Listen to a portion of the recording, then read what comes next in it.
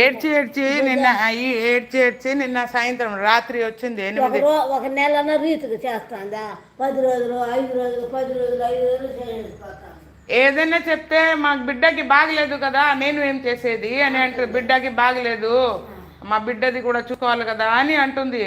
అంటుంది కదా, ఉండి చూసుకొని రావాలి. 2 నెలలు 3 నెలలు కూడా ఉండిరా, ఉండొద్దన్నది. ఏమ్మా నేను అదే అడిగినా, నేను అదే అన్నా, నువ్వు ఉండి అక్కడ చూస్తావా లేకపోతే వస్తావా అని పరిస్థితి చూసి చెప్తాను అని అంటాను. ఉండు, నిన్ను వద్దనలేదు. 3 నెలలు కూడా ఉండి బాగా చూసుకొని రాను.